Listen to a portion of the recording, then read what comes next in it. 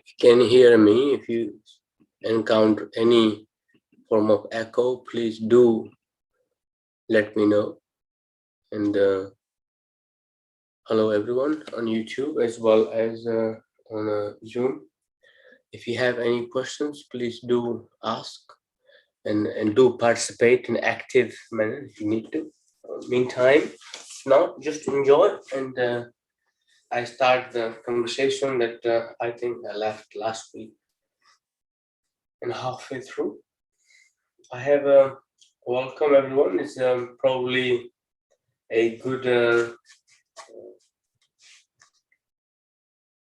full moon. I think it was yesterday. I think, or there's lots of effects that takes place around full moon, which is quite significant to many people and many people's life. How much it affects people's emotions, the water level in the body, the emotions and hormones, their food intake. But I'm just reading some of the questions I got over the last 3-4 days, and some questions left from a previous time. So here we go. I have one question.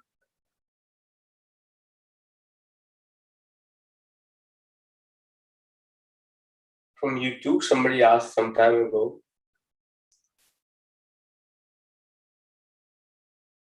Why, as we age, increase the body parts like a neck becomes stiff, or other different back becomes stiff? How can you prevent that? Can you give an advice why it happens? My friend, neck defines the stress, a only connection between your body and your head, the processor, is just only neck, very little. Once you have lived, as saying, as age increases, possibly, I mean, you're probably expecting a little bit older person than younger version.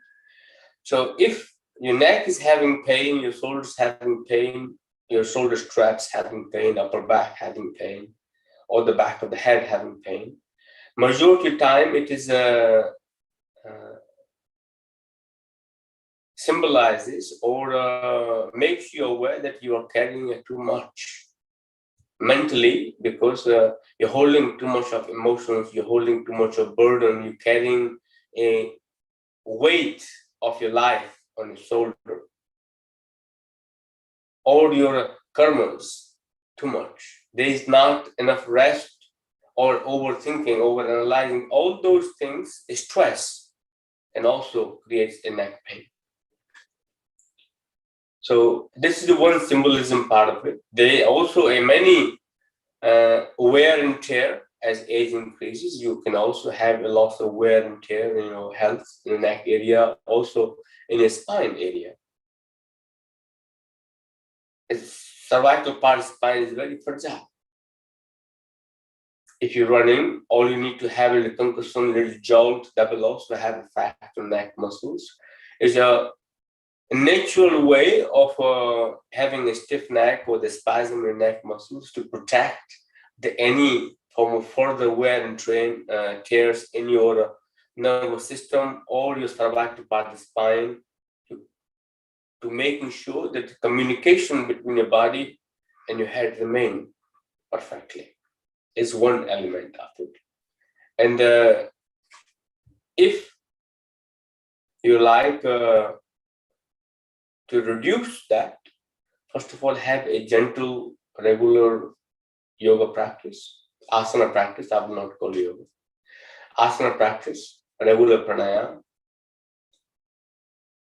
little gentle massage to your neck muscle, as if it is defining. You can't do it yourself. Find your family or partner or your children, grandchildren, whoever you can afford. Because if I recommended to go to a massage regularly to a therapy center or the masseur, that can be economically very difficult for many people to manage. So you can get nice, gentle, warm oil that can actually massage your neck very gently. You don't need to have either any muscular restraint to it. Gentle massage. Have a constant examination of your vitamins and minerals intake in the body, the metal intake in the body, how your digestive system is. If poor digestive system will also have a effect on the back of the neck and your neck area as well. So many things resemblance as your age uh, increases, how your body responds to the stress and the challenges of life, as well as you're progressing into your age, or they depend on what kind of job you have. It's not about sometimes age at all. There's many young people I know who have either constant neck pain, neck problems. It's not nothing to do with age. Sometimes it is lifestyle. Sometimes is how you deal with emotions. Sometimes is how you interact with your emotions. That is also a part of it. What your digestive system is. So that's the one question I had. It's left from last week. Somebody asked. I have some more question.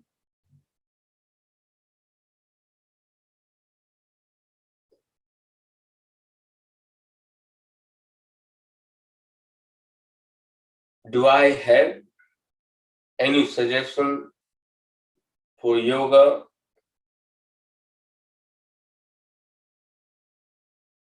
to improve and hernia issues? It depends how serious your hernia is. There's many simple, basic, gentle practice. I would recommend somebody who's experienced instructor who not just only learn to teach, but also practice, implement, live the lifestyle. I would recommend to find a good practice who have a good understanding of the body, will be able to navigate you. But any yoga practice, with taken with the precaution and consideration of the physical limitation and physical circumstances, will be able to be very helpful. I have one question from Usha Reddy. After walking, we sit for meditation. When eyes are closed, I feel as moving space darkness, and in the center, why it happens, and very calm too. So I didn't really understand the question, but I will try to assume. Assumption is very wrong, can be very dangerous sometimes, but I will try to make some sense out of it. After walking, when we sit for meditation with eyes closed, I feel as I'm moving and feeling the dark space in the center, why it happens, but I feel very calm too. Meditation is not about feeling dark, feeling light, or meditation is about witnessing what you are feeling. Sometimes when we meditate, we read so many books, so many opinions, we hear, or being imposed so many opinions. That when you meditate, you should feel light, you should see the golden light, the white light, the blue light, see the aura, or see the white color. There's many assumptions of it, or see the certain deity or certain image. There's so much expectation when you are meditating. The point is, meditation is not about expectation from yourself or expectation from the process of meditation. Meditation is more to do accepting what is happening to you, finding the peace where your mind is, balancing the situation, circumstances, and how you react to it. The time, how you process, rather than reacting but responding. So meditation teaches us the ability and capacity enhancement of our mental development or the emotional development, the strengthening our nervous system, and awakening our bioenergy field. If you're feeling dark, but you are feeling calm too, then why judge the darkness of feeling dark is bad? Just feel calm. Witness calm. Witness that there is a darkness. So just simply remain still, attentive, observe, drop the expectation. If you have any meditation practices, that will be my personal advice. When you go to meditate, have no expectation. Drop every expectation, even the idea that you are meditating. Remain open, receptive, attentive, and alert to the process you are doing. Whatever is happening, also witness that as well.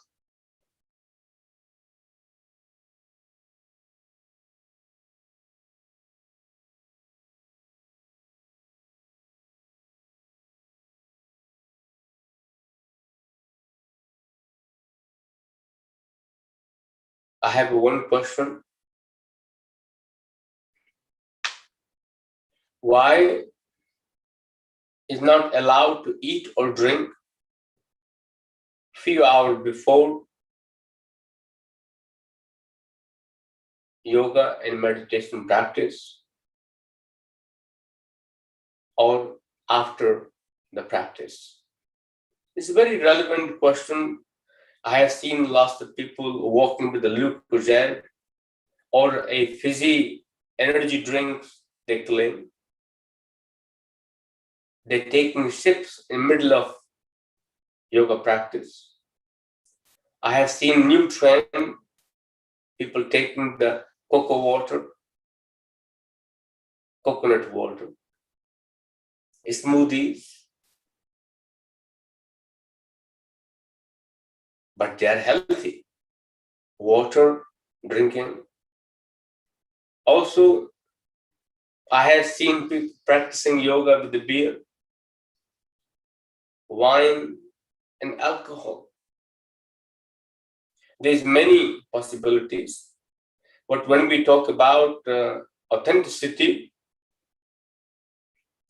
remember, yoga is not exercise. If you see yoga as a fitness exercise, the asanas,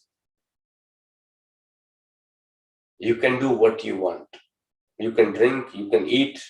I have seen people taking protein shakes while they are doing yoga. They see it as if they are in a gym.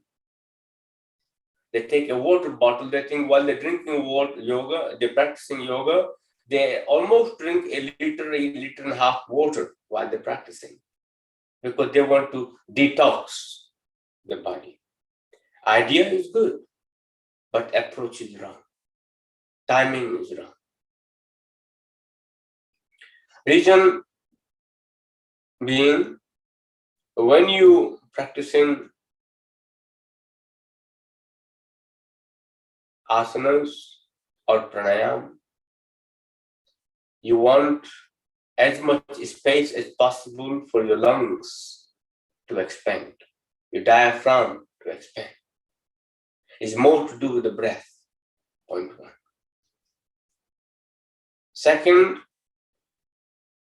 your nervous system should not be busy. Your mind and nervous system are very interrelated. Your body, your mind is interrelated. If your body is busy, your body is the composition of many systems together, put together. If your digestive system is busy digesting food, only the water can pass through it, but it also takes some good time. It passing through your kidneys without being processed, but it gets processed, but not as heavy as food. Your body is busy producing hormones and enzymes to break down the food, or consuming the food that you have taken, passing through it.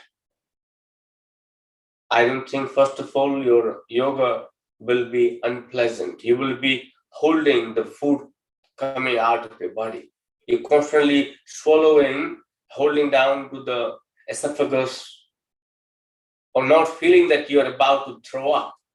I've had people who have had a meal, they spend pretty good amount of money. I'm not talking about simple food I'm talking about. I'm talking about people who go spend a 50 to 100 pound meal and eating a very posh restaurant, come to yoga class afterward. I make sure the food does not stay in their body. They go a couple of times to throw up to the toilet to completely empty the body and they come up and practice yoga. If you're practicing asanas or pranayam or meditation where your belly is full, I can assure you a headache. You will have a headache. Your body is increasing the pitta in the body, and you're practicing yoga. You're going to create an imbalance of your digestive system. Second, practice itself will not be pleasant. Your respiratory system will not be comfortable because your belly, there is not much space left for the diaphragm. Some of the postures you will not be able to perform due to the heaviness in the body and full belly. It requires a good compression or secretion of your digestive system. This is a physical element we are talking about. Energetically, your mind, your body is busy processing something. Your mind and the body only can do one thing at a time, not too many things. You're giving a confusing message to your endocrine system, to your nervous system. After eating food, you want to calm down so your body can digest. Like, remember, you're still an animal. Most animals, after eating food, they rest. They take a rest to digest the food. They don't work. But human is one animal, as soon as you finish eating, you want to work. Or while you're working, you are eating. So many anatomical reasons and health benefit reasons, I recommend do not drink water or eat food. So you have maximum benefit of yoga. Allow your body to detox with the practice. Generate heat in your body. Increase the metabolism in your body. Sometimes we don't need food. Sometimes we just need to give a good massage to your digestive system. When you're practicing asanas, you are massaging your digestive system, increasing secretion of enzymes and hormones within the body, stimulating your spine to increase the secretion or movement of your nervous system. Pass the information to your nervous system, stimulate the nervous system, which is leading to your hormone secretion. Forward bend, back bend, lateral stretch, twist, they're all having effect on your enzyme and hormone level in the body. You think it's a physical exercise, you're doing a funny posture looking cool. That's not the point. Your body is getting healthier with not building muscles, but healing inside. All the element and other malfunction of certain systems within the body, that's what yoga is actually helping you. I have one more question.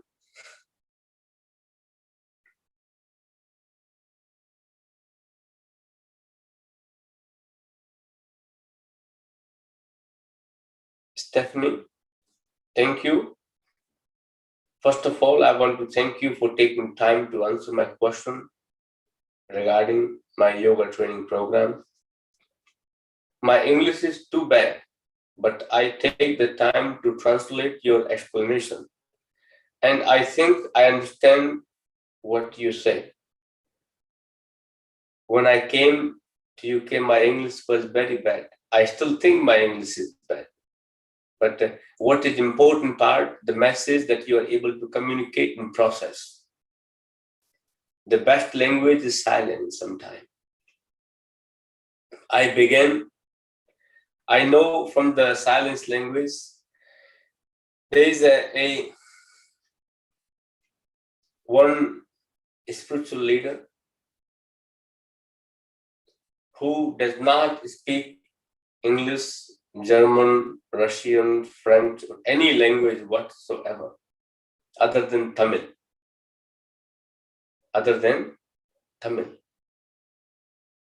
Now, Ramana Maharshi, where my Yogiville India is, place that we created for Center for Wellbeing in India.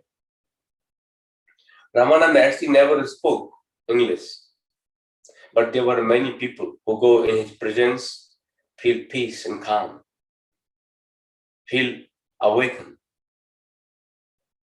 There might have been some people who translating, but lots of people do not want his message to be translated. Just only the presence was good enough. So, Stephanie, I can understand the limitation of the languages. I began yoga about 3 years ago, and it was a revelation for me.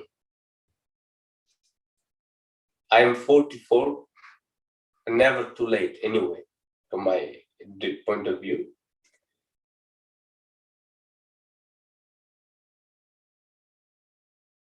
I'm developing my consciousness since a short time. I think I understand what yoga means.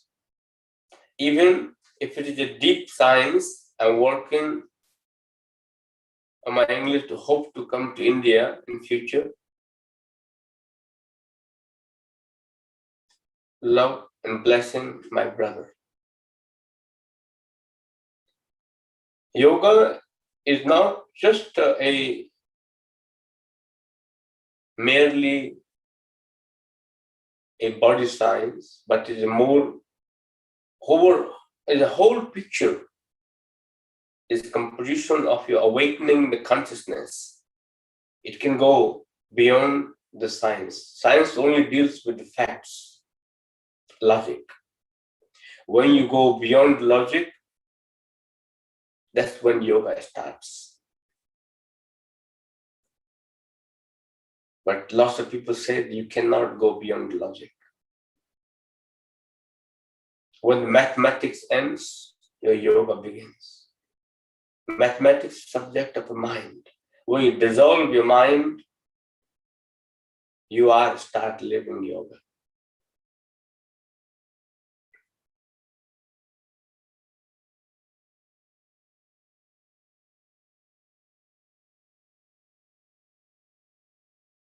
I have one question somebody asked. Why we seek attention?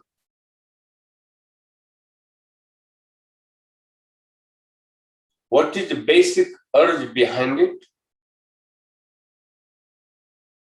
how to identify and overcome it. Why we seek attention? Lack of self-esteem, lack of self-awareness, trying to impress somebody, or looking for a validation. There's many reasons behind seeking attention. Sometimes poor parenting. Poor parenting can lead to attention seeking or doing actions that require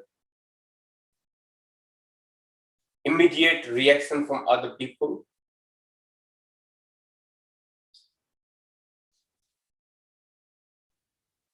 Why we seek attention?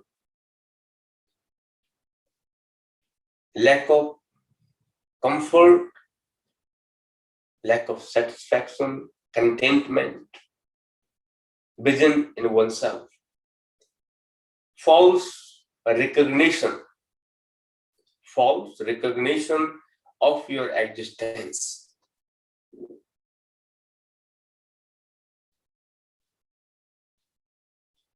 Is nature, is human nature. How do you identify and overcome?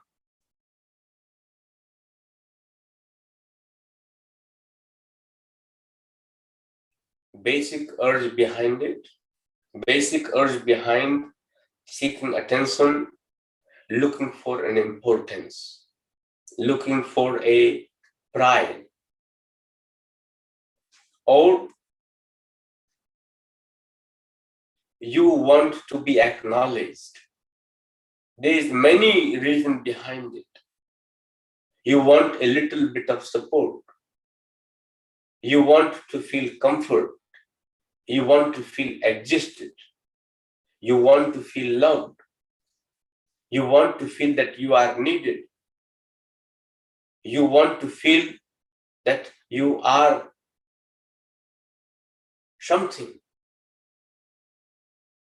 You want to impress. You want to create a false persona. There's many reasons behind why one seek attention.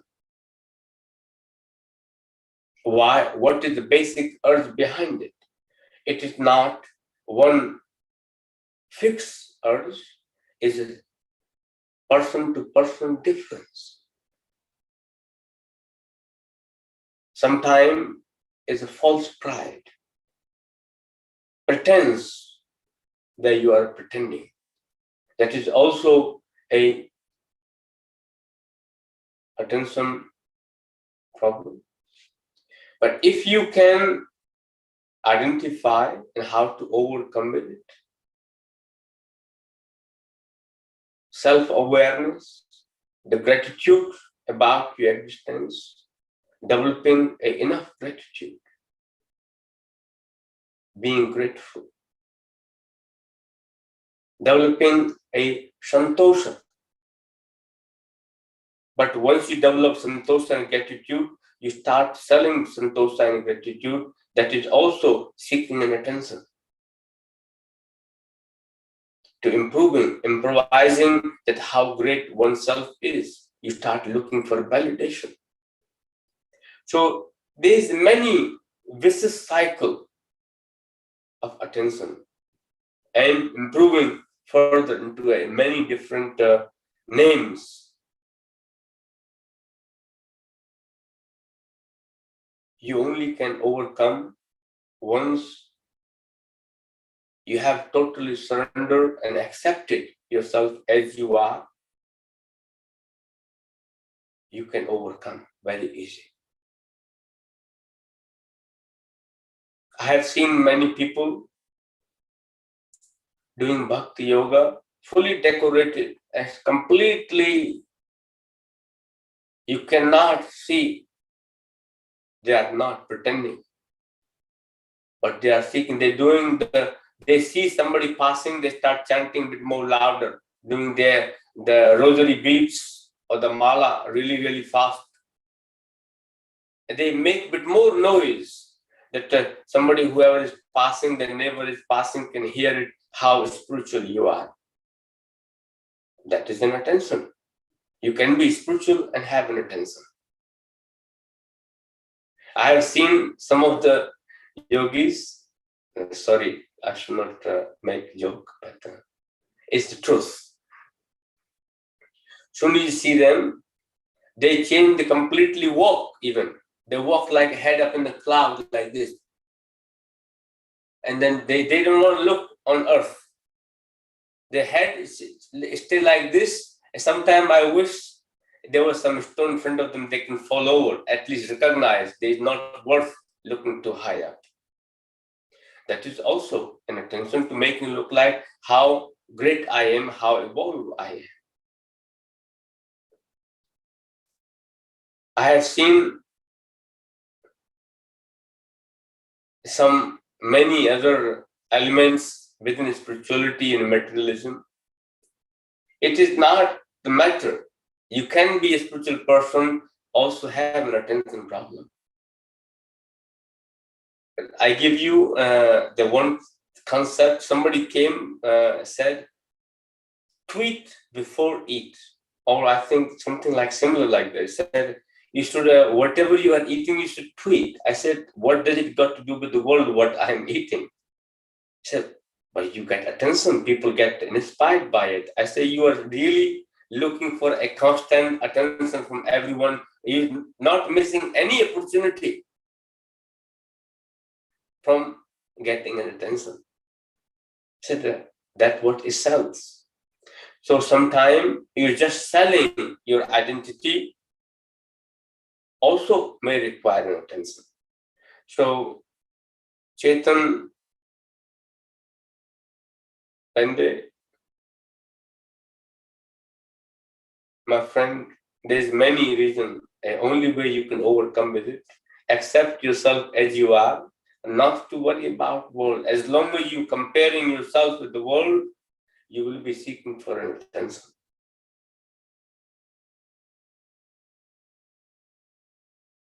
I have two more questions. Somebody asked, invincible wives, how to stick on one thing, many destructive thoughts in life, depressed and anxious, how to recognize either you are depressed or anxious, how to recognize.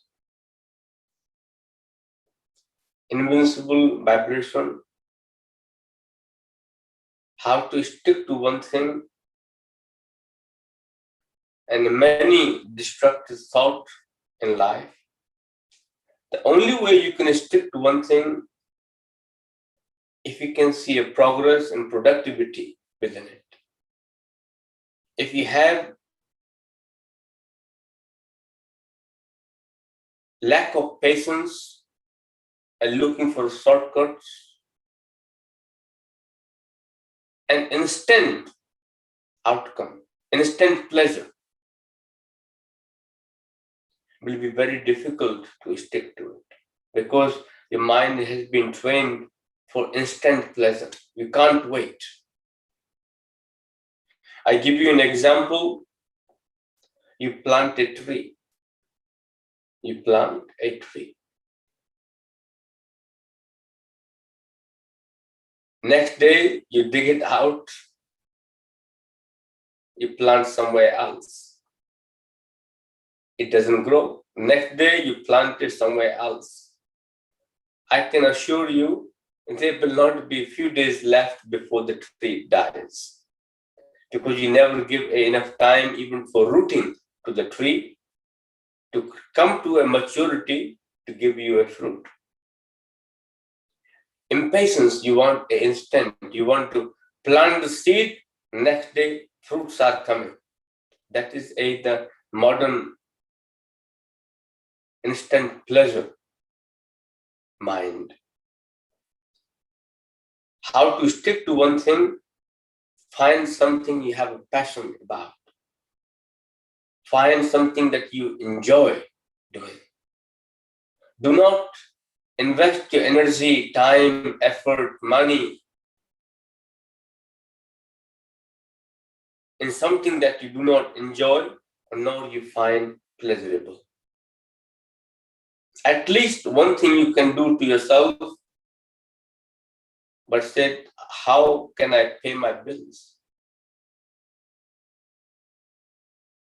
Depend, are you living for money? Or money is living you? Or you can have a good, healthy relationship. You are able to pay the bills and you are content and happy. Creativity, what it should matter. And your happiness, what it should matter. Money have not made anyone happy or content whatsoever. No matter how much money you have, you're always hungry.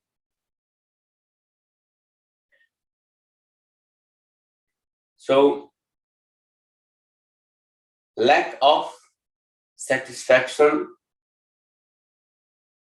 or projected outcome is not met, you will get distracted. Lack of patience, you will get distracted.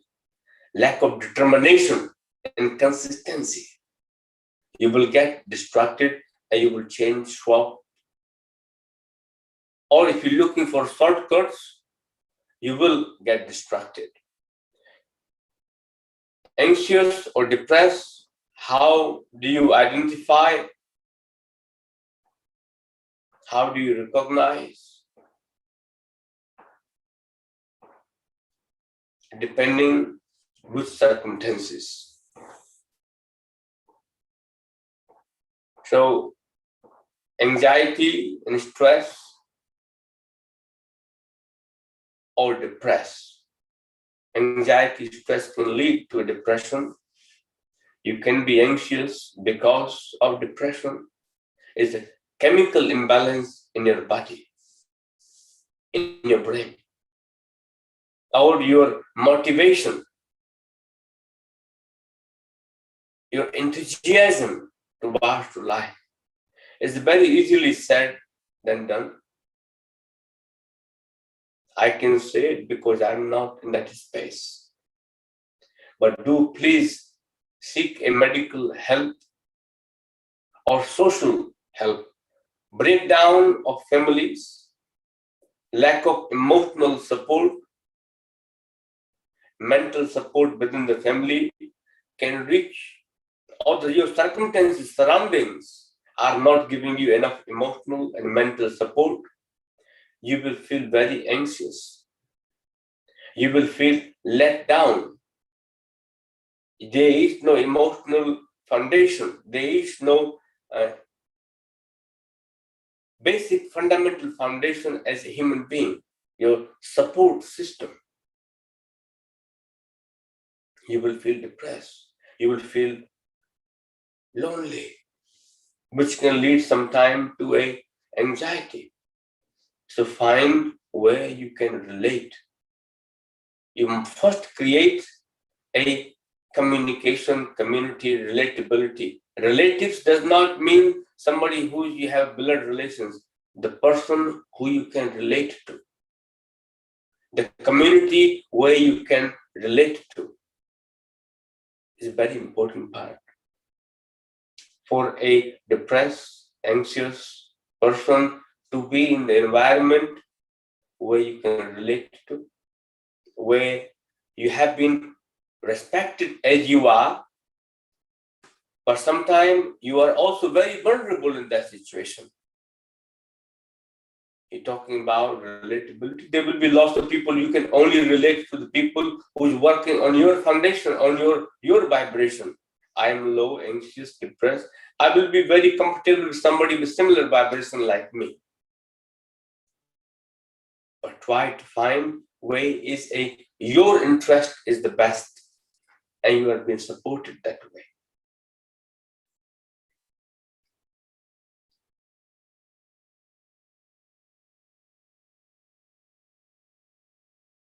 I have one more question. Maria Joan Castelli Bau, it's quite a big long name for my mouth.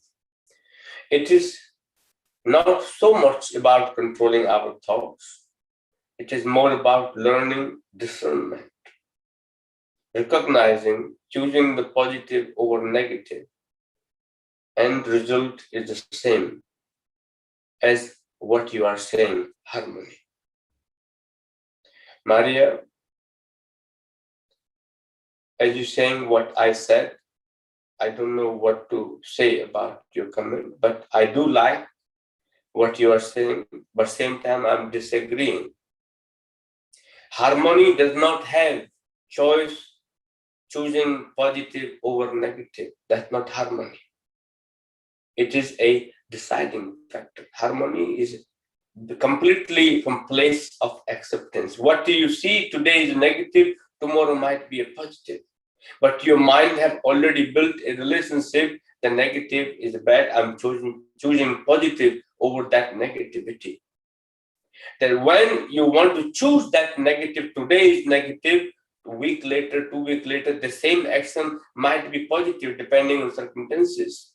Then you already have resilience against it. You already have judgment against it because you believe it is negative. So, my dear friend,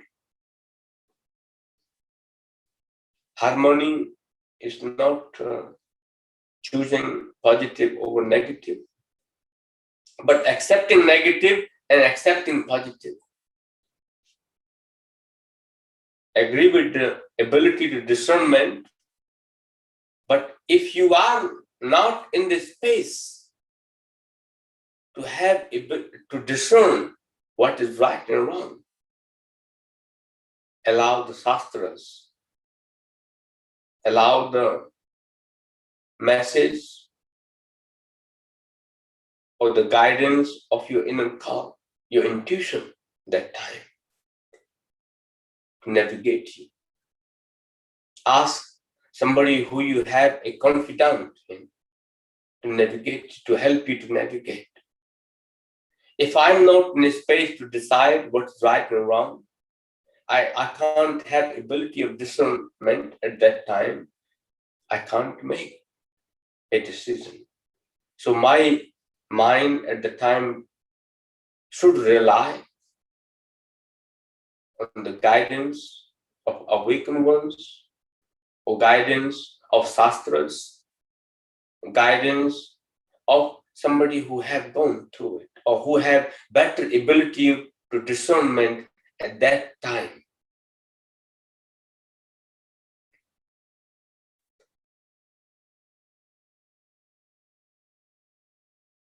Somebody said, the greatest teacher is one which waits within ourselves. It is only true teacher. There is no such thing. What you are saying, there is nobody waiting inside you. You have to make that. You are empty vessel, full of possibilities. You want that emptiness, unknown teacher who have no idea of, influenced by everything that can happen around you. Your mind is unstable. You want that unstable mind one day to become your teacher. I don't know where this principle come from. Till you reach to a Buddhahood, yes, there's a possibility. But in process to become a Buddhahood, or process to become a Krishna conscious or clear conscious, or the awakened consciousness, you require a practice, you require a teaching, you require a guidance. That is also third dimension teacher is also there. Your inner teacher will only come once you have enough guidance to it. Thank you, everyone. I think that is enough for today. We have still question left, lingering from last week. Hopefully, we will discuss them next week. about sattvic diet, and a couple of other questions came through.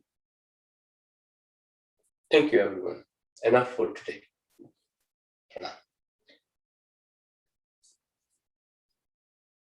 There's the question from last week's. They are still pending. We'll talk about them next week. Thank you.